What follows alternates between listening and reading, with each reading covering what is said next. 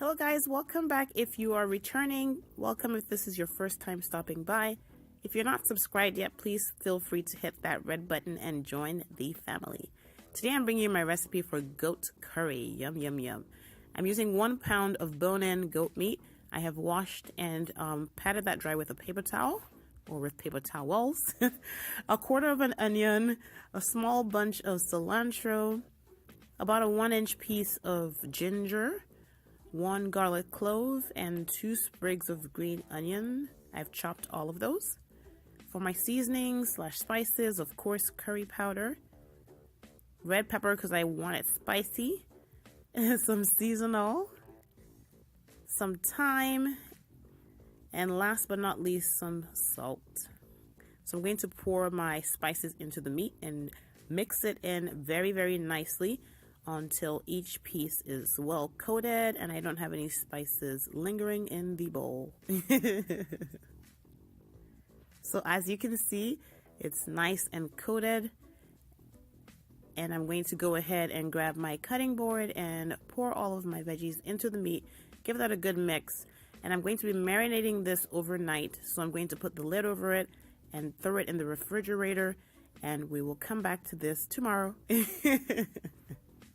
Welcome to all of my new subscribers. Thank you for joining the family. All right, it's the next day. I have brought my meat out. I let it sit out for about 15 minutes just to bring it to room temperature. I'm using 1 large potato that I've cut up into chunks. You can leave that out or you can cut it smaller, but I like them pretty chunky. All right, I have heated my cast iron pot. I'm heating 1.5 tablespoons of oil. We're going to do a braising process here, which is just sealing in your flavors by browning each side of your meat, and then we're going to slow cook it in liquid, either broth or water. We're using water today. So I'm going to put all of my meat into the pot. I'm going to try to shake off all of those veggies. I'm using 3 bay leaves and 6 pimento berries. Those are all spice berries. There they are. So I'm going to just wait for my meat to brown on the one side, then I'll flip it over and brown the other side. As you can see, that's all I'm looking for, is just a browning. Again, that's going to help seal in the flavors. All right, so I have brought all the meat out, and I just toasted my bay leaves and my pimento berries and some more curry powder. And then I added the bits from my marinade and just, I'm just going to season. I'm going to saute this for about a minute. I took out 3 of my pimento berries because I don't want them to overpower my curry. And now I'm adding back the meat. I'm going to add a little bit more red pepper because, like I said, I want it spicy.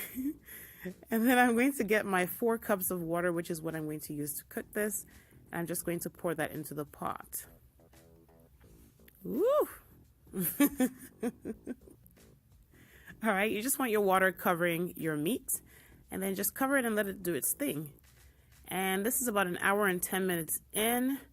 The meat is nice and tender. I'm going to go ahead and add the potatoes.